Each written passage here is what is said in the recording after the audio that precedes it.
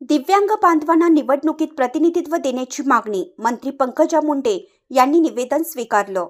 महाराष्ट्राच्या पर्यावरण व पशुसंवर्धन मंत्री नामदार पंकजाताई गोपीनाथ मुंडे यांनी दिव्यांग बांधवांकडून आलेलं निवेदन मनापासून स्वीकारत त्यांना आगामी महापालिका निवडणुकीत उचित प्रतिनिधित्व मिळावं यासाठी सकारात्मक आश्वासन दिलं आहे।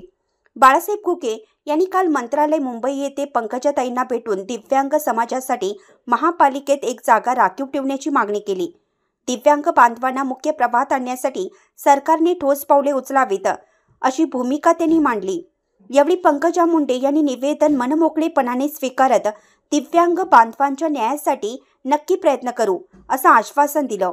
विशेष म्हणजे पंकजाताईंनी या भेटीची माहिती स्वतःच्या अधिकृत इंस्टाग्राम आणि फेसबुक पोस्ट करून सकारात्मक प्रतिसाद दिला आहे। या पोस्टमुळे दिव्यांग बांधवांमध्ये उत्साहाचं वातावरण असून बाळासाहेब घुगे म्हणाले, पंकजाताईंच्या पाठिंब्यामुळे मनोधैर्य अधिकच वाढलं आहे। इथून पुढे आणखीन जोमाने काम करून दिव्यांग समाजाला न्याय मिळवून दिल्याशिवाय शांत बसणार नाही। दिव्यांगांच्या हक्कासाठी पुढाकारपूर्ण भेट महत्त्वाची ठरत असून आगामी निवडणुकीच्या पार्श्वभूमीवर राज्य सरकार सकारात्मक निर्णय घेईल अशी दिव्यांग बांधवांची अपेक्षा आहे।